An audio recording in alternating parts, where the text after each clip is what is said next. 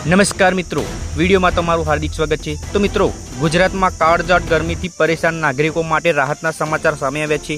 રાજ્યના હવામાન વિભાગ દ્વારા આગામી 7 દિવસ સુધી સાર્વત્રિક વરસાદની ઉત્સાહજનક આગાહી કરવામાં આવી છે।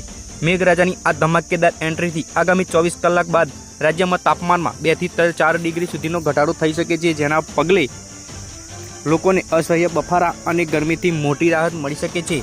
હવામાન વિભાગના જણાવ્યા અનુસાર આજે રાજ્યના તમામ જિલ્લાઓમાં વીજળીના કડાકા ભડાકા સાથે વરસાદની આગાહી કરવામાં આવી છે, જેમાં ઉત્તર ગુજરાત અને મધ્ય ગુજરાતના બનાસકાંઠા, સાબરકાંઠા, પાટણ, ગાંધીનગર અને અમદાવાદ શહેરમાં મેઘમહેર જોવા મળી શકે છે। આ ઉપરાંત સૌરાષ્ટ્ર અને કચ્છના તમામ જિલ્લાઓમાં પણ હળવા વરસાદની પ્રબળ શક્યતાઓ સેવાઈ રહી છે।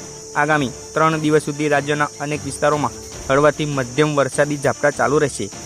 હવામાન વિભાગની આગાહી મુજબ ખાસ કરીને 4 થી 8 જૂન દરમિયાન દક્ષિણ ગુજરાતમાં મેઘમહેર યથાવત રહેશે। આ સમયગાળા દરમિયાન વડોદરા, સુરત, નવસારી અને વલસાડ જિલ્લાઓમાં સારો વરસાદ વરસી શકે છે।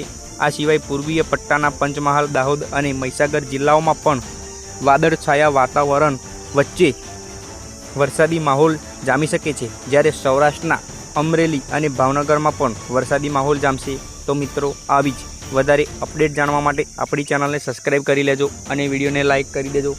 ફરી જ મળીશું આપણે આવી એક નવી અપડેટ સાથે। ધન્યવાદ।